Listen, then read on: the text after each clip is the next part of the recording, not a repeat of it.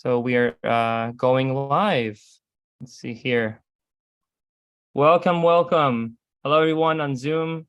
People are joining in still on Zoom as we come up with this introduction. We are going to first give a big warm welcome to Mr. Earl Redman and Miss Sharon O'Toole. And I just want to say today's topic is a great topic. It is, I'll repeat it again, stories of Shoghi Effendi and the guardianship of the covenant of God. This is a pretty important Baha'i topic, so I'll repeat what the subject is. But first, introducing our presenters today. Sharon was born in Sitka, Alaska, raised in a tiny isolated village of Tenaki Springs, Alaska. Went to high school in Juneau, also in Alaska, lived in Fairbanks, another place in Alaska that probably a lot of people here may not be aware of. This is all in Alaska. It's amazing. Became a Baha'i in 1969 in Douglas, Alaska. She pioneered Tahuna, an Alaskan native village, in 1970. And she lived in Anchorage before returning to Tenaki in 1975 to manage her parents' store, Snyder Mercantile. Earl, on the other hand, was born in the States as well, in Colorado, raised in Las Cruces, New Mexico, lived in the Marshall Islands, and moved to Fairbanks, Alaska, to further his education in 1972. It's amazing, moving to Alaska for education. That's pretty cool. So he married Sharon in 1980 and became a Baha'i on the same day. That's pretty big. Earl and Sharon pioneered to the Mapuche Indian region of southern, I said it with an American accent, didn't I? To the Mapuche Indian region of southern Chile in 1989, returning to Alaska in 1995. Difference in temperature, but Chile gets cold, so I guess I can see the similarities. In 1999, they pioneered to Ireland, where they still live in the Alaska house. Sharon has worked with women's groups on both sides of the Irish-Northern Irish border, trying to get them to realize that people are people and helping them eliminate religious intolerance. She has also given workshops on learning to be your creative self through the arts in both Ireland and Northern Ireland. She has a reputation for making great cakes. And by the way, it's pretty deadly over there. For you guys don't know, that it's pretty rough situation. It's a historical feud. A lot of people don't like each other. Going there and trying to make a difference to help make peace, it's a big thing right there. Earl has tutored many study circles and writes books, including Abdul-Baha in their midst, which documents Abdul-Baha's travels to the West. Shoghi Effendi, Through the Pilgrim's Eye, volumes 1 and 2, which describes what it was like to meet the guardian. The Knights of Baha'u'llah, which contains short biographies of all 255 knights. Visiting Abdul-Baha, volumes 1 and 2, which contains stories about those who went to visit Abdul-Baha in the Holy Land from 1897 to 1921.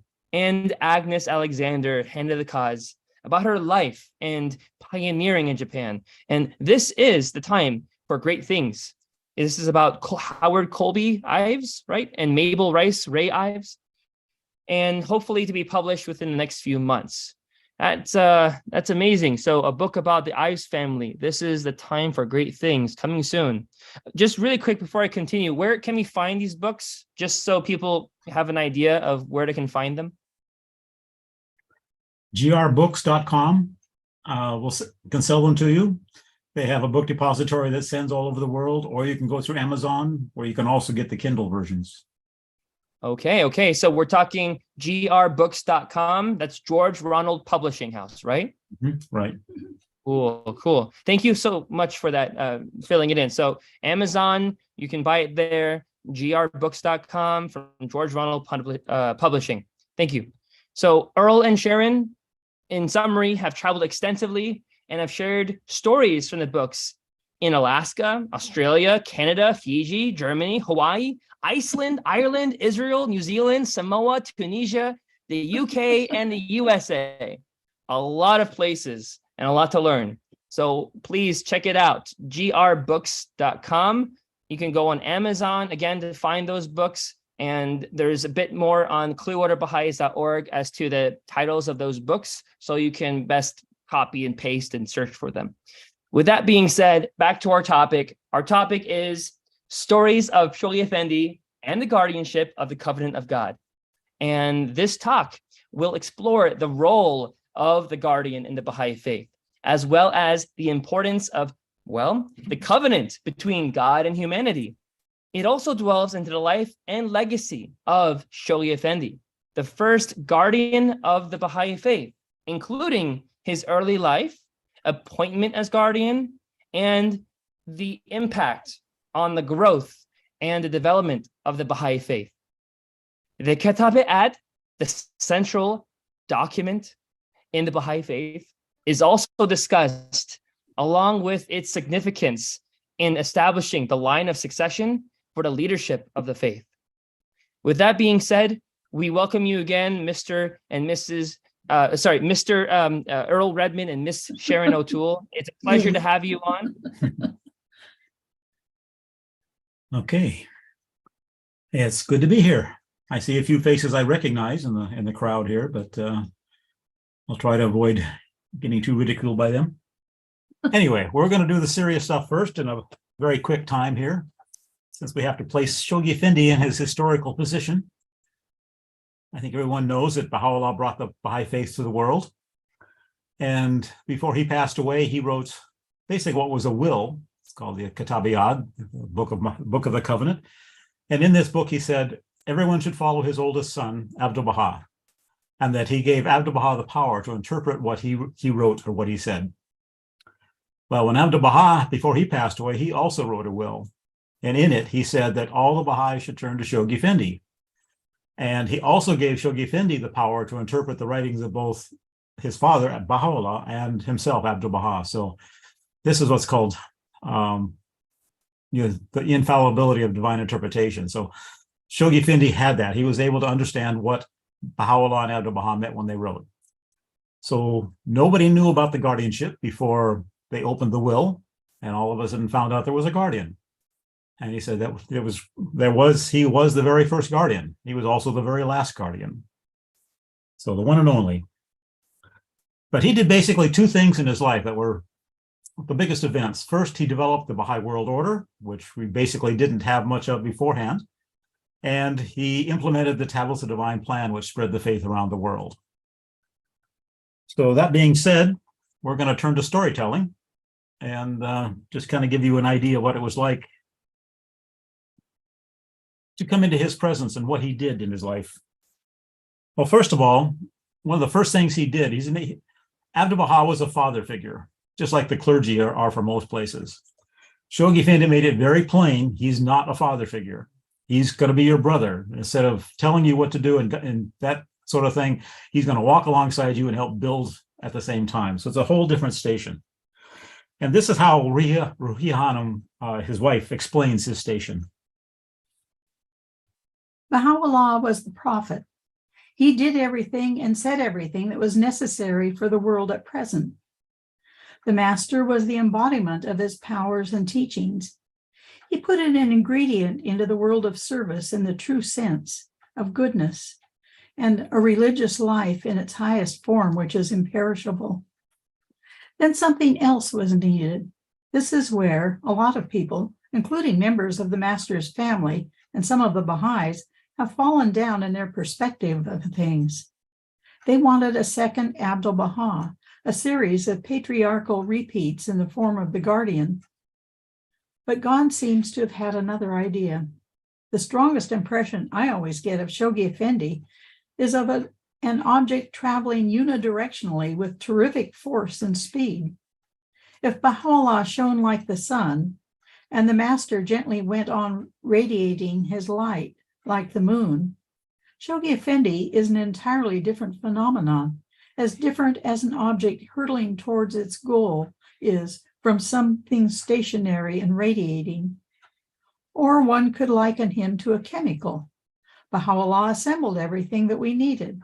The master mixed everything together and prepared it. Then God adds to it one element, a sort of universal precipitant, needed to make the whole clarify and go on to fulfill its nature. This is the guardian. He is made exactly to fulfill the needs of the cause and consequently of the planet itself at this time. But he didn't know this at that time. He was only 24 when he finally learned about this. And he didn't learn about it immediately. It took him a while to get down to the Holy Land. He arrived at the very end of December. And the greatest holy leaf and Abdu'l-Bahá's wife had both read the will and testament, so they knew what was coming next. For 3 days, they kept that hidden from him, allowed him to grieve in whatever fashion he wished. On the 3rd day, they handed him the will and testament, and all of a sudden he found out he was the guardian of the cause of God. And this is what happened next. From the 3rd day on, I didn't see him. Then on the 5th day, past sunset, I went over, and what I saw I shall never forget. He was coming out of a room and walking through the door of the most exalted leaf's room. He was like an old man, bent over, and he could barely speak, but he shook hands with me and looked at me for a moment. He spoke like a person who cannot hear anything now or doesn't want to see anyone now. He was wholly changed and aged and walking bent, and he had a little candle, a lighter in his hand. I think he said to me, "It's all right." But I saw something terrible had happened. He had reacted just the way the family had known he would. That's why he didn't come back to the pilgrim house. He got ill. He couldn't eat. He couldn't drink or sleep. After the first 3 days had passed and he had seen the will, he couldn't at all accept it. He seemed to make such remonstrances that his mother felt called upon to recite to him a history of a similar time after Muhammad, when one of the holy imams would not serve. So Shoghi Effendi's mother said, "Are you going to repeat the history of that imam, who also felt he was not qualified?" Well, the thing that Shoghi Effendi realized, and what he wrote later, he said, he found that the burden which had rested first upon the Bab, then on Baha'u'llah, then on his beloved grandfather, Abdu'l-Bahá, had fallen with all its weight on his shoulders. And at the beginning, he felt completely crushed. So this is what he wrote about that time. I had in mind that Abdu'l-Bahá would give me the honor of calling the great conclave, which would elect the Universal House of Justice. I thought in his will and testament that that was probably what he was instructing to be done. But he said instead of that, I found that I was appointed the guardian of the cause of God. I didn't want to be the guardian of the cause. In the first place, I didn't think that I was worthy. Next place, I didn't want to face these responsibilities. I didn't want to be the guardian. I knew what it meant. I knew that my life as a human being was over. I didn't want it, and I didn't want to face it. So remember, I left the Holy Land and I went up into the mountains of Switzerland, and I fought with myself until I conquered myself.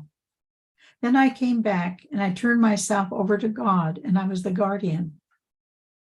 Now, he said, every Baha'i in the world, every person in the world has to do exactly the same thing. Every Baha'i must fight with himself and conquer himself. And when he has conquered himself, then he becomes a true instrument for the service of the cause of God.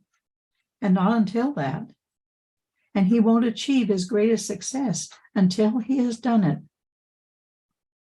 Before he went to the mountains, here he is. He just learned that he has the whole weight of the Baha'i faith on his shoulders. 30 days after he reads that he's the guardian of the cause, Mirza Muhammad Ali sent his henchmen over and they stole the keys to the shrine of Baha'u'llah. And about the same time, the Shias in Iraq took possession of the most great house in Baghdad. So these are 2 things that hit him right off the bat, the first 30 days of him being guardian of the cause. And so he had to deal with those. Then he invited all these learned Baha'is, mostly from the West, but a few from the East. And he asked them all, what should I do? And their response was pretty universal, like the House of Justice. But the first letter he sent out, what do you think he wrote? He wrote it to the Persians. He was all about consultation. What is the whole Baha'i administrative order based on? Consultation.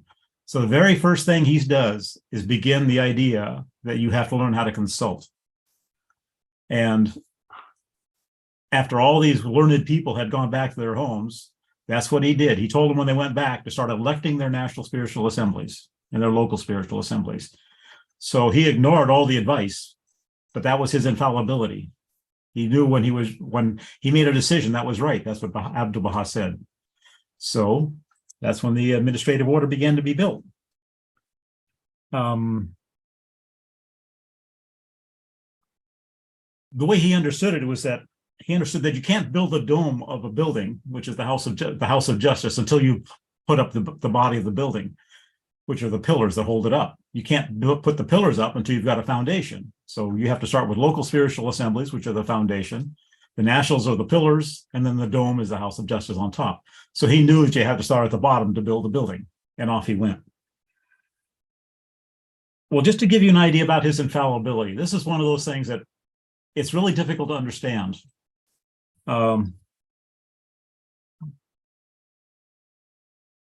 When he sent all these people back home and said, elect your national spiritual assemblies, they obediently went back and they obediently elected national spiritual assemblies. Germany, United States, and England, and India, they all went about it. But they went about it in rather interesting ways. First of all, the Americans went back, and if you didn't have 51% of the vote, you didn't get elected. But then they had so many candidates backed by so many factions within the faith that they had to have what's called a straw poll to eliminate anyone who could not get 51% of the vote. So that eliminated a bunch of people. Then they finally had their election, and they basically elected 2 national spiritual assemblies, a real one and I suppose what you might call a shadow one to take over in case people were missing. And it took Shoghi Effendi 3 years to kind of get across the idea that that's not the way to do it. You'd have to change things. But the thing that Shoghi Effendi had was that he may not have known what he was building, but he knew when it was right and he knew when it was wrong. And he said, that's not the way you do it. Well, Germany had a different way about it. They had 57 delegates who met the very first day of their convention. Those 57 delegates selected 23 German Baha'is from whom they would elect the National Spiritual Assembly. Again, Shoghi Effendi wrote, very nice, very good, but please try to open it to all the Baha'is of the country next time. In the UK, they had their own way of doing it. I think they had 12 delegates or 9 delegates. 6 delegates from London elected 6 members of the National Spiritual Assembly from among the Baha'is of London. And then the delegates from Manchester elected 2 members from amongst the Baha'is of Manchester. And in Bournemouth, they got to elect 1 National Spiritual Assembly member from Bournemouth. And again, he wrote a nice little letter saying that was very nice.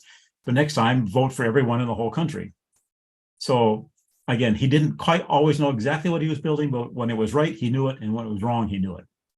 And my best example of infallibility is building the Shrine of the Bab. Now, Leroy Ayos was really curious about that. He didn't understand what infallibility was. So one day, this is what he asked Shoghi Effendi about this, and this is what Shoghi Effendi said. Leroy, did you think I had a blueprint to follow when I did this? Did you think that God had shown me a picture of how this was to evolve? No. When God guided me to do something, I did it. And then when he guided me to do something else, I did that. So that every step which has been taken under the direction and unfailing guidance of Baha'u'llah. As guardian of the Bahá'í Faith, I have supreme confidence that God will inspire me to do whatever is necessary for the good of the cause at the time it must be done. Now, the thing that Shoghi Effendi knew was that when he made a decision, that was the right decision. That's what Abdu'l-Baha says in the Will and Testament. So he knew he didn't have to go back. Once he made a decision, he didn't have to second guess himself. Was I right or was I wrong? He just knew, okay, that was the right decision. But there's a really good example of how this divine infallibility works. In 1942, Shoghi Effendi went to his father-in-law, Sutherland Maxwell, and said, we need a design for the Shrine of the Bab, the superstructure. And he told him it needs a dome, it needs arcade, and it needs columns. Sutherland went off and he drew something. He brought it back. Shoghi Effendi said, nope, that's not it. Sutherland went away, drew something else, brought it back. Nope, that wasn't it. This happened a bunch of times. But one day he brought in a design, and Shoghi Effendi says, no, that's not it, but I like this. And so Sutherland redo the whole thing except for that one item. And the next time Shoghi Effendi says, that's still not it, but this is, I like this, but it needs to be wider. So over the course of 2 years, this went back and forth. Every time Shoghi Effendi liked something, Sutherland kept it, and he changed everything else. Finally, they had the design, and in 1953, that got built. It's just like you see it today. About 2 weeks after the shrine was completed, Shoghi Effendi gets a letter from Badi Boushroui, who was one of Abdu'l-Baha's secretaries in 1919 and 1920. And he wrote Shoghi Effendi and said, I found my diaries where I kept notes of all the talks that Abdu'l-Baha gave. Would Shoghi Effendi like to see them? Of course he would. So one day he comes running into the Pilgrim House and says, you have to see this. It's a description of the Shrine of the Bab given by Abdu'l-Baha in 1919 or 1920. That's what you see built today. So that's Shoghi Effendi's divine infallibility. He did not know what he's building. He didn't have a picture in his mind. All he knew is when he saw something that was correct, that was the right piece. Over 2 years, it took a long time, but over 2 years, they finally designed it. So that's his infallibility. Okay. He had an interesting way of solving problems. One of the problems he had initially was that as Shoghi Effendi, he was extremely humble. But as the guardian of the cause of God, he had a station that had to be respected. And in those days, when a man walked into a room, all the men would stand up to shake hands with him, but the women remained seated. And he said, that's okay for me as Shoghi Effendi, but that's not okay for the guardian of the cause of God. So instead of making a rule that everyone had to stand up when he walked into the room, he just made sure he was always the first one in the room. So every time somebody walked in, they were already standing up. So problem solved. He was also big on comparing national communities. He really liked to go back and forth and tell, this community does this community does that. And he'd bring out the good points and the bad points. He says the Americans were enthusiastic, but not sustained in their efforts, needed frequent reminders. I kind of summarize this by being, the Americans are like skyrockets. He tells, this is what you need to do, and boom, they go off and they do amazing things. They're very audacious, but after a year, they kind of forget what they're up to, and they sit back and relax for a while. And he has to send them another letter, and poof, off they go again. He said he liked the English because they were like a steady drizzle.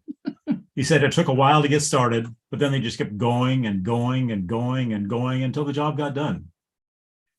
He said he's a little leery about giving the Germans any complicated tasks because they would study them so much that they would never get done.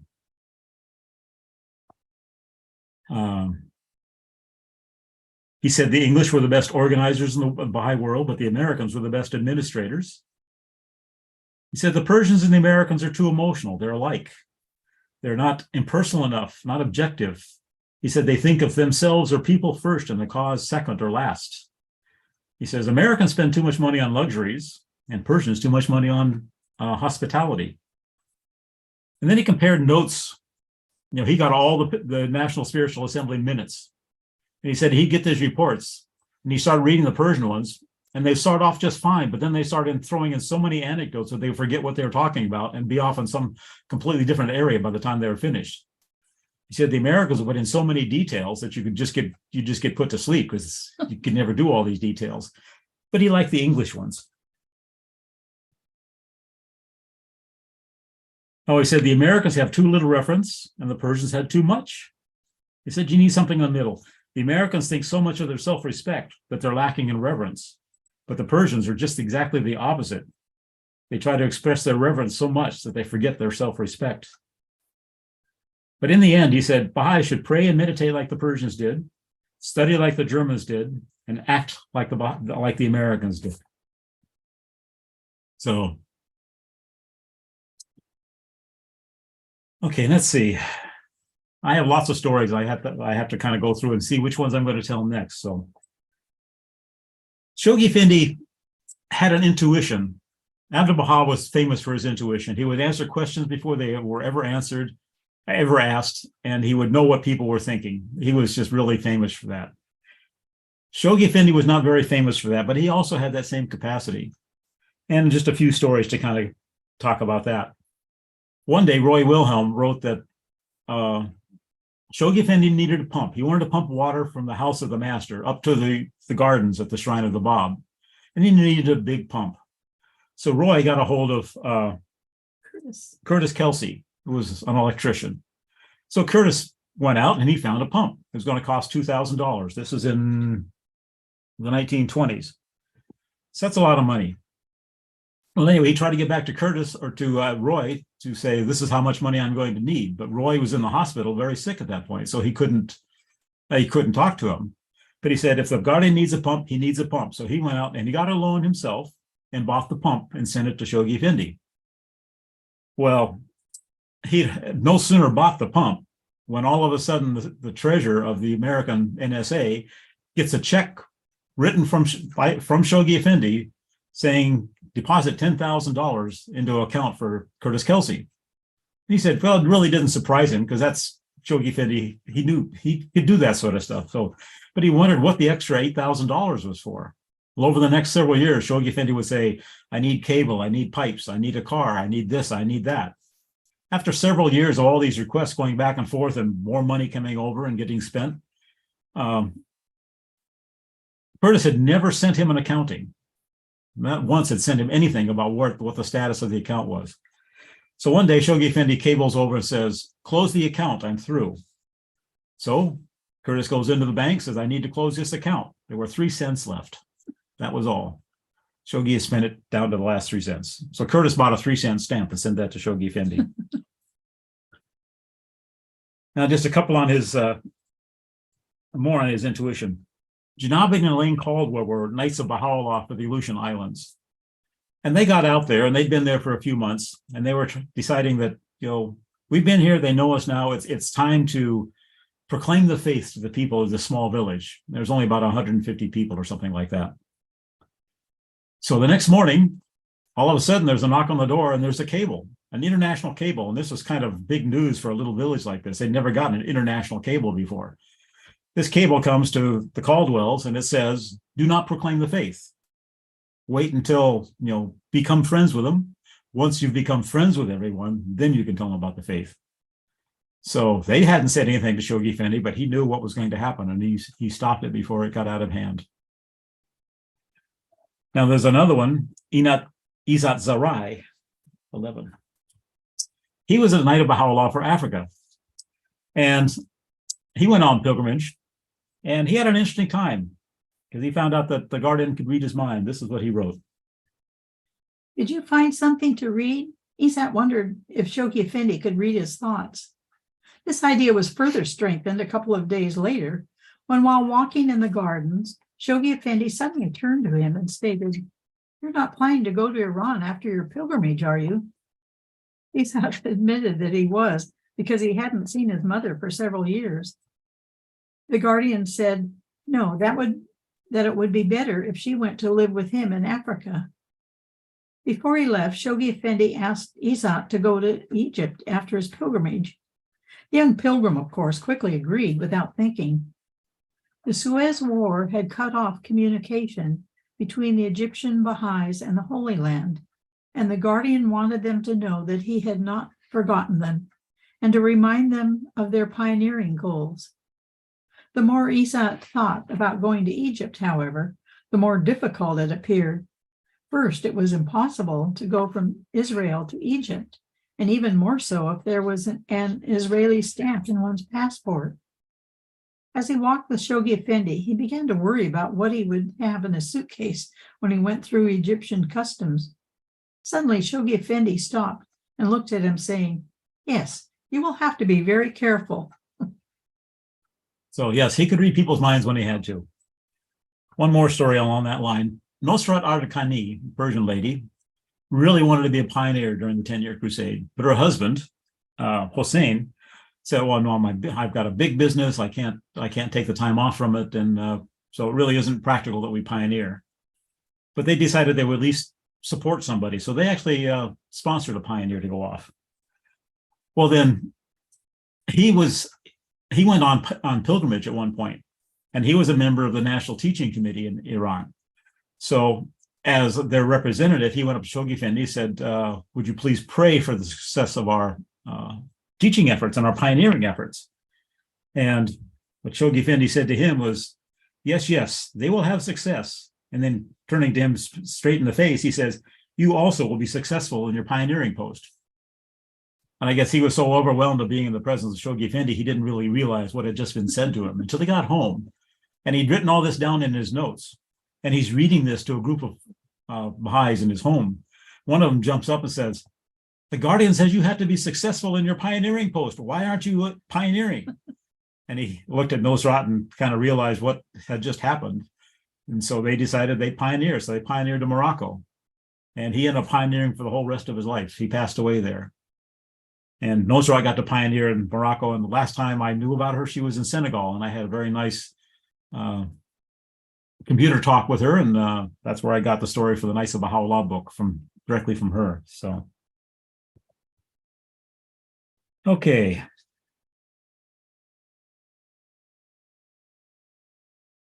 Well, one of the questions that was asked was how many members could be on the National Spiritual Assembly or other assemblies? And the Shoghi Effendi replies as, the number can change, and it will change, but sometime later. And this is all quite interesting because in the House of Justice building, if you've been on pilgrimage and you've had the right guide, you'll learn that there are 18 offices for House of Justice members in that building, and only 9 are occupied by House of Justice members at the moment. So someday we're going to have a lot more House of Justice members and also on local and national spiritual assemblies. Let's go to 18.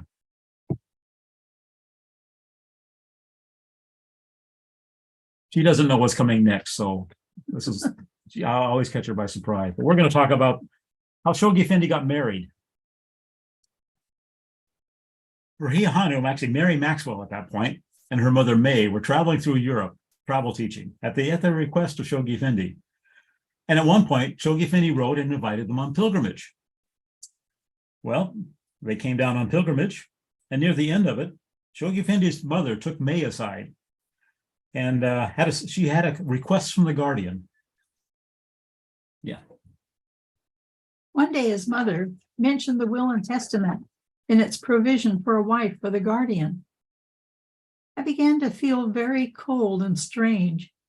She said simply, "What would you think about your own daughter for such a position? What do you think of her qualifications?" Then she said, "This must all seem very oriental to you," and patted my knee. She said, "It is a very difficult position, means great sacrifice, complete change of living." May said, "I think an Oriental would seem much better fitted. My daughter had had an easy, happy life, a comfortable life. I could not see her in that holy family." Negotiations moved forward very rapidly. During the third interview with Dahia Khanum, she said, "The Guardian has given me the ring." I was speechless. Well, all this was going on. Mary Maxwell had no idea. She was not told a thing. And then Shoghi Effendi invited her in to learn how to do calligraphy.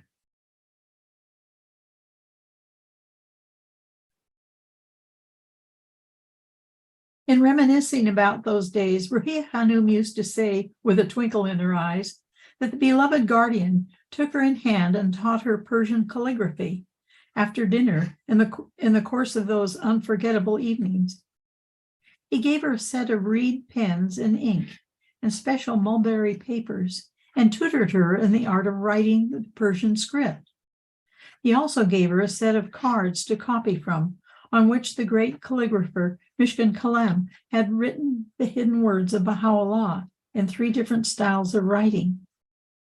In our early years in Haifa, she showed my husband and myself her copying notebooks in which Shoghi Effendi had himself written a line in his exquisite handwriting for her to copy underneath. She told us, "I could never copy his delicate script exactly, and the length of my sentence was always at least twice as long as his." And then she would add with a bewitching smile, I think Shoghi Effendi wanted an excuse to stay longer with me and to get to know me better. Okay, one day, Shoghi Effendi's younger sister told Mary Maxwell that Shoghi Effendi wants to see you. So she went up to his room and was alone with him for 15 minutes. It's the first time she'd ever been alone with him. And when she returned, she walked up to her mother and she showed him the ring that Shoghi Effendi had given her. And May immediately wrote to Sutherland and said that he had to come over as quickly as possible, but it was all very secret. And he said, Shoghi Effendi didn't require their permission, just their consent. Well, Sutherland's cable from May said, your presence here, March 21st, essential in connection May's future happiness, great destiny, complete secrecy, absolutely essential, mentioned to no one. And then Mary also sent a cable to her father saying, dearest daddy, ask your consent for my marriage, confirm my great happiness, absolute secrecy required until after wedding, an official announcement, longing for your arrival. Well, the wedding took place on 24 March, 1937. It had only her parents, Shoghi Effendi's parents, and two sisters. And it was done in the room with the greatest holy leaf. And this is how it went. Ruhiya Khanum remembered that I was dressed except for a white lace blouse, entirely in black for this unique occasion, and was a typical example of the way Oriental women dressed to go out into the streets in those days, the custom being to wear black. When we arrived at Baji and entered the shrine, he requested me to give him his ring, which I was still wearing, concealed about my neck. And this he placed on the ring finger of my right hand, the same finger that corresponded to the one of his own, on which he himself had always worn it. This was the only gesture he made. He entered the inner shrine, beneath the floor of which Baha'u'llah is interred, and gathered up a handkerchief, all the dried petals and flowers that the keeper of the shrine used to take from the threshold and place in a silver receptacle at the feet of Baha'u'llah. Yeah, Violette Nachavani described the same thing that from her talks with Ruhiya Khanum. She said the ring, which was a simple Baha'i ring in the shape of a heart, had been given to her the day Shoghi Effendi proposed. He had asked her then to wear it on a chain around her neck, and on the day of their marriage in the shrine of Baha'u'llah, he took it from her and put it on her finger himself. It was a ring that had been given to Shoghi Effendi by the greatest holy leaf, and Ruhiya Khanum later had one made exactly like it for the beloved guardian. So after this time in Baji, they returned to Haifa, and they went to the room of the greatest holy leaf, and the whole ceremony was Shoghi Effendi's mother put Mary's hand in Shoghi Effendi's, and that was it. There were no celebrations, flowers, ceremony, wedding dress, reception. Shoghi Effendi's parents signed the wedding certificate, and with that, Mary Maxwell, now titled Ruhiya Khanum, went back to the Pilgrim House, and Shoghi Effendi went back to work in his office.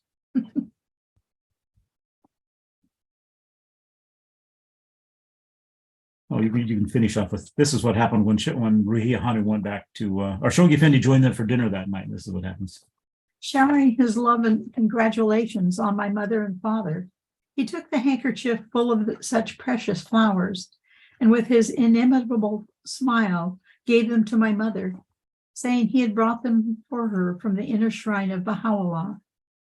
My parents also signed a marriage certificate, and after dinner and these events were over, I walked home with Shoghi Effendi, my suitcases having been taken across the street by Fujita while we were at dinner.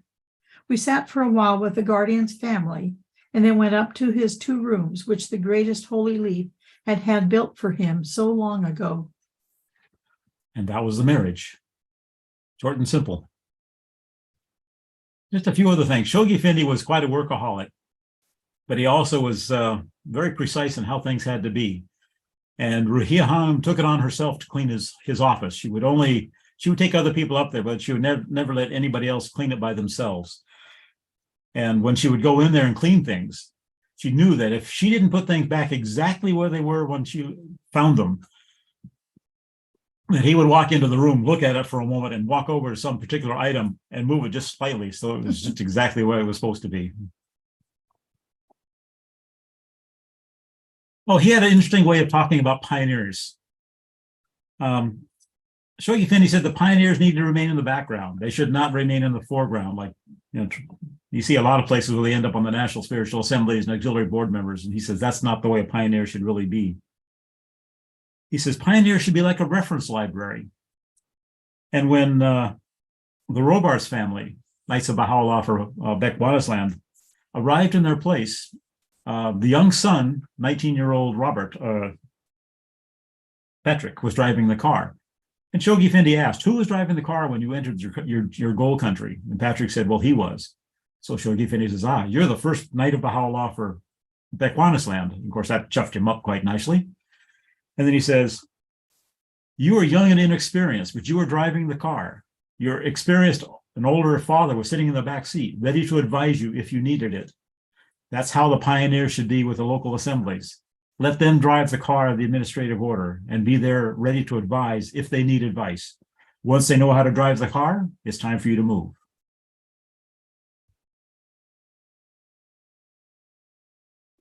Okay, and he had a thing for Africa. Twice he traveled overland through Africa from Cape Town all the way back to Haifa, once in 1929. And we really only know this because Ruhi Hanum, in her book that became The Priceless Pearl, in a predecessor book to that, she included several pictures that he took on these travels. But he traveled all the way through Africa from bottom to top overland.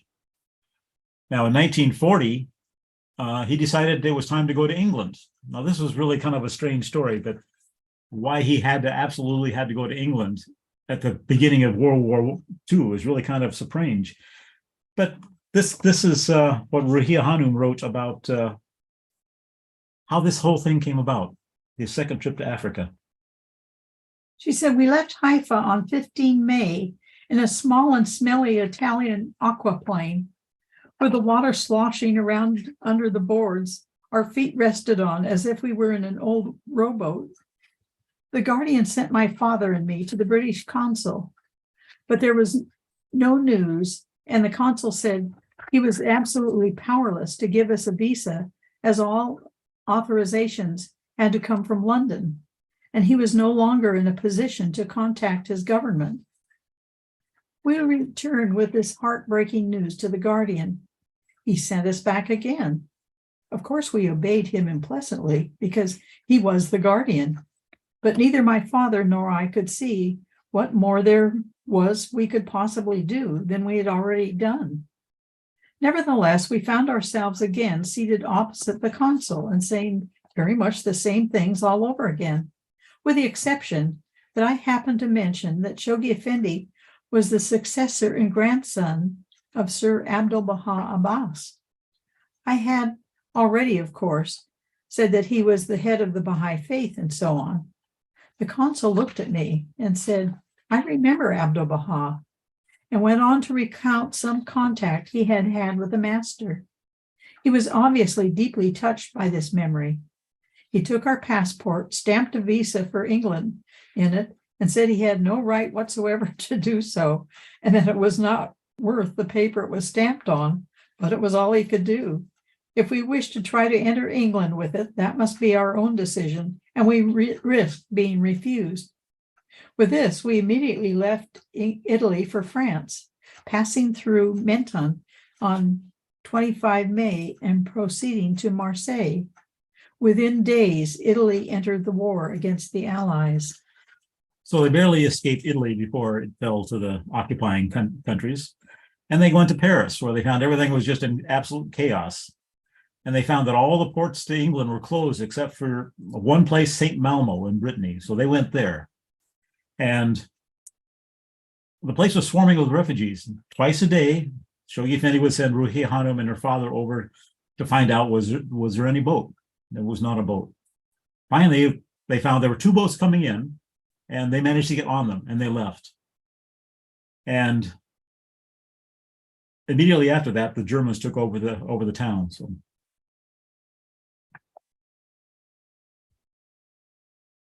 It may seem strange that he should have been terribly concerned, but a mind like his was so infinitely better equipped to understand the danger to the cause of our situation than we were, and God knows I was ill with worry too.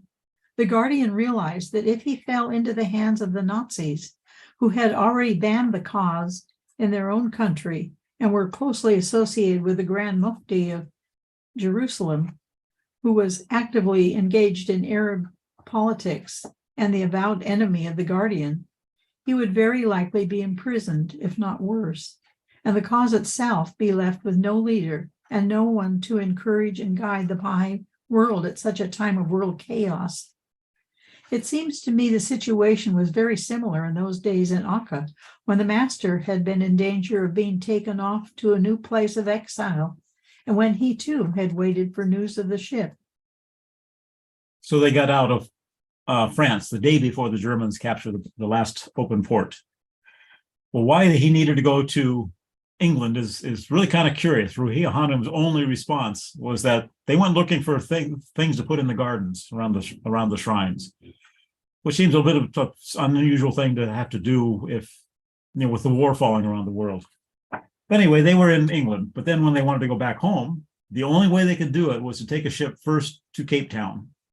So off they went to Cape Town, and then they started an overland journey. Well, Sutherland was an old man at this point, and it was decided that he should not try to do the overland trip. He should wait and try to get a flight, which was difficult because everything was on war footing. So he was stuck there for a while. But off they went. And one of the things that he had not been able to do in his first trip was go to the Congo, and he really wanted to visit the Congo. So this time they managed to get a visa, and they went into the Congo. So they traveled overland. He took her to the big falls, Victoria Falls, took him to the grave of Mr. Rhodes, who Rhodesia was named after. And they finally get to Khartoum. And once they got to Khartoum, they were sitting in a hotel, and this happens. Relaxing at their hotel in Khartoum after dinner one evening, they were amazed when up out of the dark came a group of air passengers to spend the night. And with them, Mr. Maxwell. It was a strange fluke indeed that brought us together in the heart of Africa, and it was also very reassuring, as neither of us had the faintest idea where the other was, and in no way whatsoever of getting in touch. In Durban, Shoghi Effendi had simply instructed my father to go to Palestine, to a hotel in Nazareth, and wait for us there, when we would all three return to Haifa together. And there's one other little funny story at the end of this. Shoghi Effendi cabled ahead to Cairo. And one of the people who dealt with cables happened to be a Baha'i. He worked for the train station, and they dealt with all the cables coming in and out. And he saw this cable from Shoghi Rabbani saying he'd be passing through town. And he was also the secretary of the National Spiritual Assembly. So he got all upset and, why didn't we know that he was coming to town? Where is the official communication that Shoghi Effendi is coming? And so he looked all over trying to find any correspondence that he'd missed, and finally got in touch with the chairman of the National Assembly, and they both looked all over every place they could possibly have mislaid a letter. Nothing. And finally it was decided that Shoghi Effendi wasn't come to visit them. He was just passing through. And it was just kind of a fluke that the Baha'i was sitting there at the telegraph office. So they very quietly tried to sit back and see what would happen. And Shoghi Effendi showed up, and a couple of the Baha'is did meet him, even though he'd requested not to be met. They did go out to meet him, but then he returned home to Haifa. And one thing that's interesting, everybody reads Shoghi Effendi's books. But one thing that Ruhi Hanum said is that if you have trouble reading Shoghi Effendi, read him aloud. She says he wrote aloud. Everything he wrote aloud. So she says it sometimes helps if you read him aloud. Also, if you want to understand his word usage, do not buy a modern dictionary. Get a dictionary from the 30s, 40s, or 50s, because the definitions have changed dramatically. Anything sacred or spiritual in a definition of a word has been stripped out. I don't think Webster has a capital G for God anywhere. And the Oxford English has, whenever they talk about it, they have God with a capital G or gods with a little g. But he had all sorts of things that when he typed, he wrote, everything was written on small little lined pads. And when he'd finally get it all done, he would type it. He was a two-finger typer. So you're thinking typing Dawnbreakers, God Passes By with two fingers, all by yourself. He had no secretaries to do most of this. He did get some help occasionally, but it wasn't all that common. There are a lot of little funny stories. We're running out of time here, so I don't want to get too heavily into this. Let's see. The storytelling part, how his writing, which is that's before that. Writing. This is a description of how Shoghi Effendi wrote. Shoghi Effendi wrote out loud, speaking the words as he put them down. I think this habit in English was carried over from Persian. Good Persian and Arabic composition not only can be, but should be chanted. One remembers the Bab revealing the Qayyum al-Azma out loud, and Baha'u'llah revealing his tablets in the same way. This was the Guardian's custom in English as well as in Persian, and I believe it is because of this that even his long and involved sentences sound even more flowing and intelligible when read aloud. The length of some of these sentences was at times a cause of comment on my part. Shoghi Effendi would raise his head and look at me with those wonderful eyes whose color and expression changed so frequently, with a hint of defiance and rebelliousness in them, but did not shorten his sentence. I can recall only one occasion when he admitted ruefully that it was a long sentence, but he still did not change it. He said that what he wanted to, as he wanted to. It was too bad it was so long. On the other hand, he liked to use a structure sometimes of very short sentences that followed each other, one after the other like cracks of a whip. He would call my attention to this variation in style, pointing out how each method was effective, how the combination of the two enriched the whole and achieved different ends. He was very fond of the device of alliteration, much used in Oriental languages, but now no longer so common in English. An excellent example of his use of this is provided by this sentence, reiterating the words beginning with P from one of his cables. Time pressing, opportunity priceless, potent aid providentially promised unfailing. Shoghi Effendi's method of composition was like that of a mosaic artist at work, who creates his picture with clearly defined and separate pieces. Each word had its own place, and if he struck a different sentence, he would not change it around so as to accommodate a thought that grammatically could not fit into the sentence structure, but would stick to it, sometimes literally for hours, until I, at least, was worn out by his verbal repetition of the phrase as he battled to subjugate it and fit it into the way he wished to, typing one piece of his mosaic after another until he had solved his problem. I seldom remember his ever abandoning a sentence and starting over in a new form. Another characteristic in his choice of words was that because of popular misuse or abuse of a thought which a word conveyed, he saw no reason to abandon or shun it, but used it in its proper and exact meaning. He was not afraid to speak of conversion of people to the faith or to call them converts. He lauded the missionary zeal of pioneers in the foreign mission fields, at the same time making it plain, we have no priests, no missionaries, and do not proselytize. Now, he would ask Hanum to give him his dictionary quite often, because when he was looking for a word, he wanted a precise definition. And very commonly, it was not the first definition of a word. It could be the second, third, fourth, or even later. And she said this became really wearisome because they had a big Webster's dictionary. It was very heavy. And I guess it really wore her arms out, passing it back and forth. But he dictated a lot of things to her. And apparently she was not a particularly good speller. And she would look at her letters after she'd written them and give them to him and find out that he put loops on her L's, crossings on her T's, dots on her I's, all that sort of stuff. But her spelling was what really got him. She said she was never very sure of it. She would ask Shoghi Effendi for the correct spelling of words. And one day, in a humorous exasperation, he turned to her and said, "Before you came into my life, I could spell. Now you have confused me." So anyway, we've done an hour. Hopefully not too many of you are asleep. I think I'll just close with a couple little humorous stories. Shoghi Effendi had a rather dry sense of humor. Let me see. I have to find the one about his father-in-law here. All of them are good stories, so we're very happy to have them as you continue. One about the father-in-law, never would have heard it had you not shared it. So if you can share that, please do.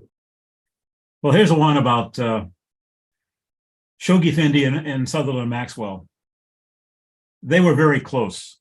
And Shoghi Effendi liked to take attar of rose, and he sprinkled on his mustaches and on his little sideburns. And one day, in an affectionate gesture, he did the same thing to Sutherland Maxwell. And this is what Rahia Hanum wrote. She would never forget the look of mingled horror and delight on her father's face. To be daubed with perfume was hardly in keeping with the habits of a Scotsman, but to have his cheeks caressed by his beloved guardian was more than he felt he deserved. Caught between deference and distaste, he was overcome by confusion. And one little humorous story. One day, a group of Persian Baha'i women came in, and they were completely encased, head to toe, in cloth. And it was just a little mesh and viewpoint, so you couldn't even see their eyes. They were just completely underneath. Well, he spoke to them for a few minutes, and then they turned around and they left. And as they walked away, Shoghi Effendi turned to one of the other pilgrims standing next to him and says, "You know, it was a good thing they bowed to me when they came in, because otherwise I wouldn't have known front from back." So I think that's basically most of the stories I have here. So I guess we can open it to whatever you do next. The only other one would be when May Maxwell died. Sharon is suggesting one more story. This is the passing of May Maxwell. 15. On the day after May Maxwell died, 4 cables came into to Haifa, and they were given to Rahia Hanum. They were still closed at that time in envelopes, and she took them up and gave them to Shoghi Effendi. And this is what happened next. Shoghi Effendi looked up at her with a mixture of shock, love, and compassion on his face. She said the look frightened her, and she began backing away until she reached the wall. She said she wanted to sink into the wall, so deep was the fear engendered in her by that look. Shoghi Effendi went over to her, held her in his arms, and broke the news to her with great tenderness. He told her, "Now I will be your mother." Then he spoke of the high station of May Maxwell in the Abha kingdom, of her joy in at long last having reached her heart's desire, of her nearness to her beloved Lord and Master, Abdu'l-Baha. Then gently, in order to dispel her shaking grief, he began to talk to Amitatul-Baha in a lighter mood, to describe her mother's activities in the next world, where she was going and what she was doing in that sublime company. She would have been ushered immediately into the presence of Baha'u'llah first, of course, he assured her. And no sooner had she come there than she naturally asked permission to tell him about her precious daughter. But she talked so much that Baha'u'llah had finally become tired and had passed her on to Abdu'l-Baha.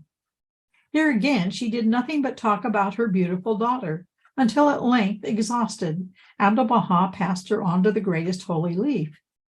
And there she is, still talking about her beloved daughter, stopping every passing member of the concourse with her opening lines. Do let me tell you about my daughter.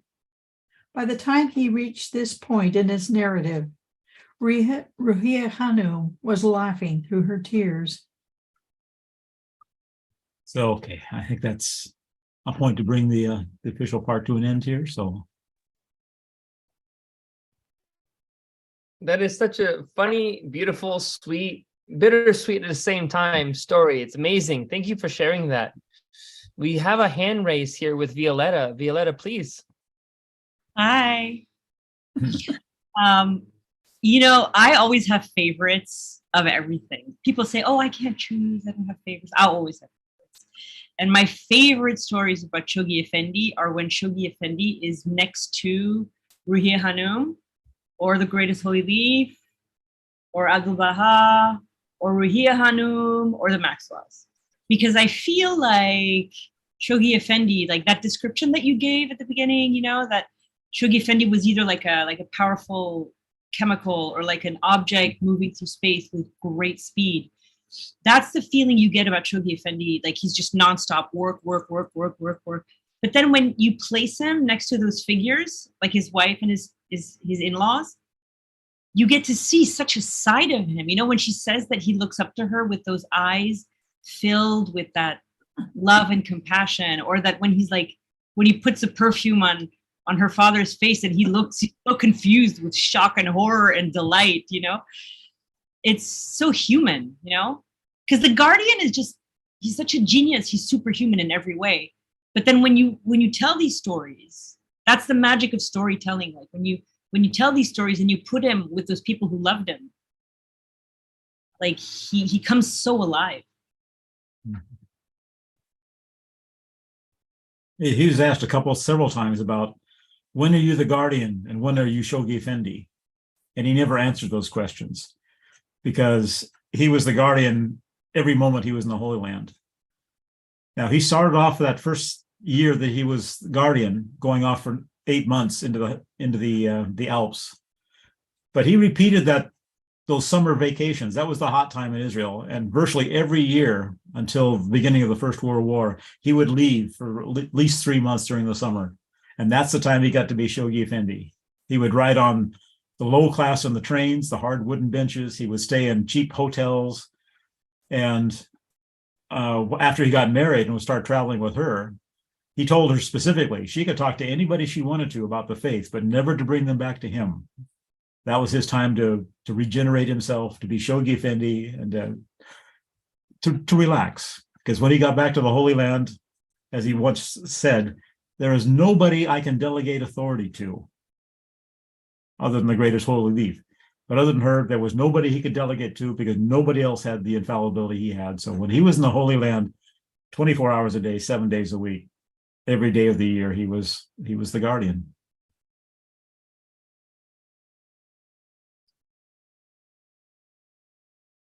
That puts a lot into perspective, this idea. And you mentioned something about Greatest Holy Leaf, and a lot of people know references to Bahiya Hanum. She was there during the exile. She was there the whole time. She was serving in so many ways. A lot of people don't really know too much about Bahiya Hanum's role. And there's so much to be gleaned on just from the period after the passing of Abdul Baha, even until the very last breath that she took. There's so much that she contributed. Can you share something along those lines, a story about Shoghi Effendi and Bahiya Hanum? Well, you know that when Abdul Baha went west, he left basically the reins of the faith in her hands in the Holy Land. So this wasn't unprecedented. And Shoghi Effendi did the exact same thing. When he took off for that first summer to find himself, he left her in charge. In fact, he left her so in charge that he didn't even tell anybody where he was going. He would just disappear. Later on, he would still disappear, but he would let them know where to find him next. But every year when he left, she was the one put in charge. So she handled the affairs of the faith quite often during those first 10 years. Now, one big legacy that isn't too well known is that we know that pretty much all of Shoghi Effendi's brothers, sisters, cousins, all broke the faith. They all broke the covenant. She was the one who kept control of the situation until she passed away. They would not go against her. They didn't have any feelings for who Shoghi Effendi was. They had no understanding of his spiritual station, but they didn't understand hers, and she kept them in line. And it wasn't until her passing that they started going farther afield and going on the wrong direction. And when Abdu'l-Baha's wife, Munira Hanum, passed away, that was the last whole dam that held everything back. And that's from her passing is when all of the rest of the family broke the covenant. So between those two women, they really maintained a strong grip on the family. So he put a lot of faith in her. If you read the letter that he wrote after her passing, it's really an amazing letter. He really had a great depth of feeling for her, and he put a lot of confidence. She was his primary confidant. If he needed anything, he would talk to her. If he needed advice, that's who he would go to. That speaks volumes, so much more that I think for another session, that could be something to even delve on, this relationship between Shoghi Effendi, the guardian, and Bahia Hanum, the greatest holy leaf. Thank you for sharing this with us. It really is so valuable. We have a hand raised here from Miss Lenka Bosma, please. Yes, this has been quite a illuminating information about Earl. Earl happens to be my wonderful Book 9 tutor. We've heard some of these stories from him, some of them we haven't. But in the light of this and another deepening I have attending regularly of Dave Kayani or Rose Kayani, where there was a book studied on the holy figures, the women, the female figures of the Baha'i Faith. This is really quite interesting that we're now starting to have terminology to describe the emotional labor that the women have done. This is so hard to put into words, or we're now starting to come up with the terminology of it. And I'm eternally grateful for it. I think this is now, this year or this coming 50 years will be a good time to start writing books in a language I understand, or my children will understand, as to what exactly those women did to balance out these stresses that were suffered at the time, because obviously the women were living in the wars as well, like everybody else.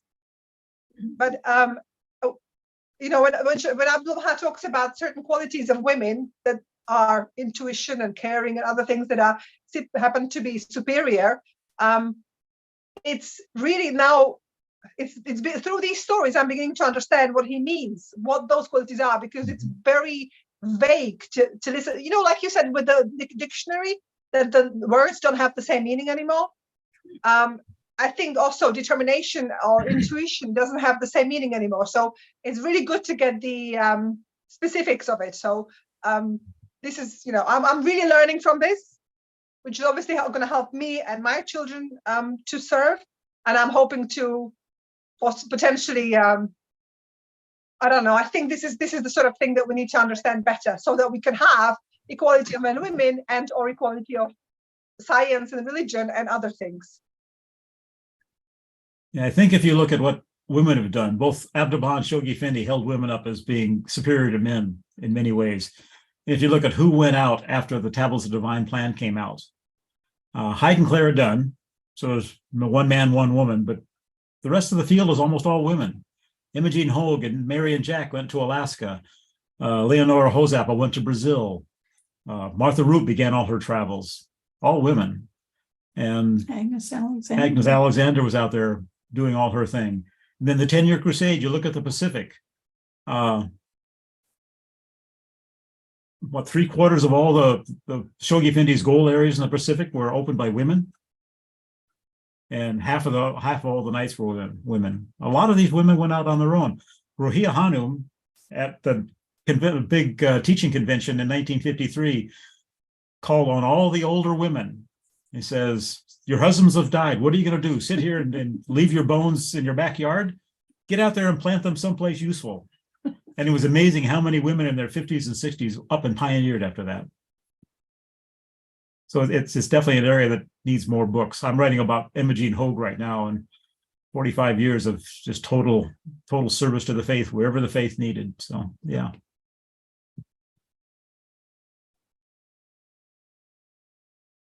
So there's no hand raised for a physical question at the moment. We do have, however, so much that we've gone over today, so many items, so many thoughts. It was a very scintillating session with storytelling, explaining things that a lot of people would not be exposed to without actually going and reading these beautiful books. So I think coming full circle back to the beginning, there's several books that are available from George Ronald Publishing. You can find it on Amazon. These books that we have read through early in the session, and also you can find them again on clearwaterbaha'is.org listed in the bio for the session today. And Jeremiah, you'll be putting that into the comments here on the YouTube and Facebook videos, yes? Yeah, I will. Yeah, good. So you can access those books. Violetta has pasted links to access them actually on the chat here in the Zoom session. For those of you joining us now on Zoom, please copy those links. As we close out for today, I just wanted to mention that the books are amazing. I just wanted to say, you have to read Earl's books. Earl is my history mentor. I met him many years ago when he was writing a book about Knights of Baha'u'llah, and I gave him some information about my grandparents. And then we never stopped being friends. And I read every book he's written. And it's what got me passionate about the history of the faith. It's all his fault, all the chronology, all the talks I give on Bahá'í history. It's all his fault. He's entirely responsible. But it's the what's great about Earl's books is the detail. The people say the devil is in the details, but I think the magic is in the details. Like that story about the attar of roses on Shoghi Effendi's mustaches, and like all those little stories that he and Sharon were passing back and forth. Every book of Earl is like that. It's all these little details, and he likes to leave the people who originally told the stories tell the stories in their own voice. You know, so he like let someone talk and then let someone else talk. He's very in the background, like kind of like, you know, that story he told about the pioneer who was in the back of the car and the one in the front being the Knight of Baha'u'llah. That's what Earl does with history. Like he stays in the back seat and then he puts those stories in the front, you know, like sometimes it's Leroy Iowa's telling the stories, sometimes it's Imogene Hogue. And God, like start with the ones about Abdul Baha in their midst. I mean, it's magical. It's magical. Love his books. It's so valuable that you share this, Violetta. Very valuable, because it's extremely important, this idea of showing humility from a teacher standpoint, like you had mentioned, taking the back seat. A lot of people with old style of thinking and talking, like since time immemorial, what was viewed as the pedagogical model of top down, this view of being told, well, again, like you mentioned, so illustrated with your words, so well illustrated. It's extremely important to value that. And thank you for sharing that, as you could have put it to words better than most. Thank you. We have a hand raised here from Mr. Riyad Tarzadeh, please. Thank you. Actually, yes, really a scintillating presentation. I wanted to see what you know or what you can tell us about the passing of Shoghi Effendi. What I've heard is this, that Shoghi Effendi he suddenly and very quickly prepared to return to London, England. Very quickly, he got he prepared very quickly, and suddenly to come to London with Ruhi Khanum. And as soon as they arrived in London, and in their maybe in their hotel, I don't know where they stayed, but as soon as they were in their accommodations, Shoghi Effendi turns to Ruhi Khanum and says, "My work is finished. My work is finished." And they go to bed. And this was on the night they arrived in London. As soon as they arrived that night, he says, "My work is finished," and they go to bed. The next morning, Ruhi Khanum finds that he has passed away. This is what I've heard. And then, of course, Ruhi Khanum begins the process of notifying the Baha'i world. But I always personally wondered that all the central figures of the faith and all are have their resting places in the Holy Land, and then there is Shoghi Effendi, his resting place located in London. I always wondered what was the wisdom of this being removed from the Holy Land and in the heart of London. Of course, Shoghi Effendi went to attended college, Oxford University in England, and so on. So he was familiar with England, but it has always puzzled me why. Of course, I always thought that he chose to have his resting place away from the Holy Lands, and his choice was England. But what can you tell us? And when he told Ruhi Khanum, "My work is finished," when they arrived in England, he told her, "My work is finished." So was this? That's not quite correct. Yes, please.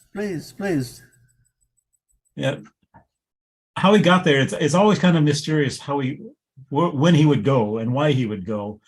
But that trip was ostensibly he would go to estate sales and buy things to put in the gardens. And he'd actually been there for a number of days before he got sick. And then he was visited by a doctor and said he'd be okay.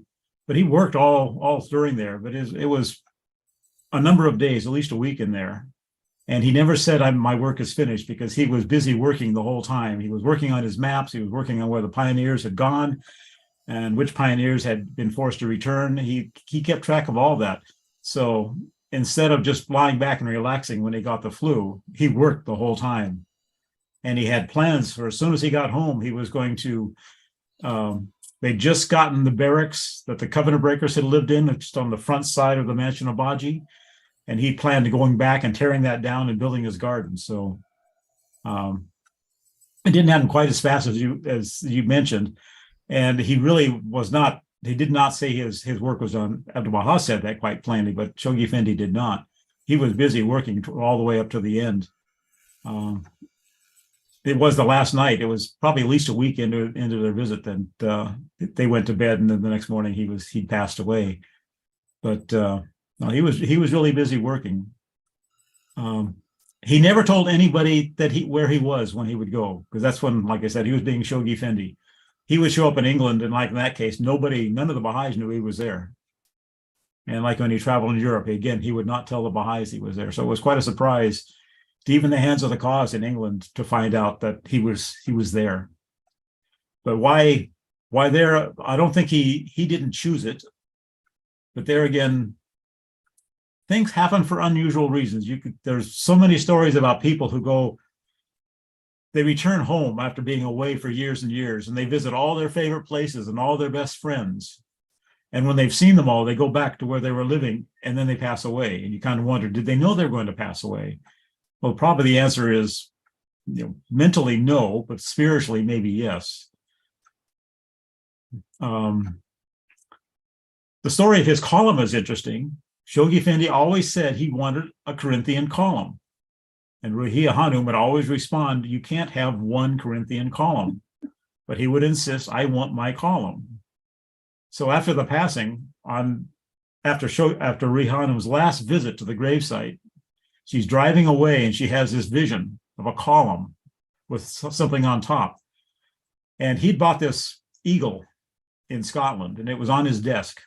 So when she got back to the Holy Land, she got one of the hands of the cause, had him stand in a corner and holding his eagle over his head like that. And she said that was the inspiration for the column. So Shoghi Effendi got his column. They got an enlarged version of that eagle to put on top. And since he was so taken with Africa, there's a globe up there. And as you approach his gravesite, Africa is what you see first. So Shoghi Effendi did get his single Corinthian column. I have a piece to add, may I? Hello? Yeah. Okay, thank you. I heard or read that Ruhi Khanum said that last night when she was going to bed, she knocked on the door of the guardian and told him that I'm going to bed, would you go? And the guardian said, I still have a little bit more to do. After I'm done, I go to bed. And then in the morning, he was not there anymore. Yeah.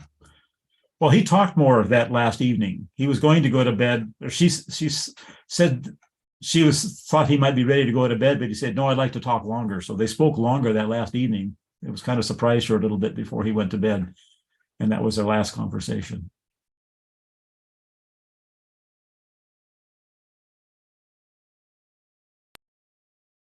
Well, thank you everyone for these very good questions. It is about time for us to close out for the morning. We appreciate it, everyone who's brought your questions. And of course, our speakers, thank you for joining us. And as was mentioned prior, we have the links we're going to be sharing for accessing these books, so you can learn more and read more stories. With that being said, we welcome all of you to view our website, clearwaterbaha'is.org, and you can find videos such as these on our YouTube channel or the Facebook page for the Baha'i Center of Clearwater. All are welcome to share these videos. And more importantly, as you have questions, we're happy to try to convey them for you when you have a special request. I just have a request. Yeah. I'd like Karen and Earl to come back. We agree. We would very much appreciate that. Very much. So with that being said, we're going to be saying goodbye. Thank you, everyone. We hope you have a beautiful afternoon. And again, thank you for our speakers for joining us today.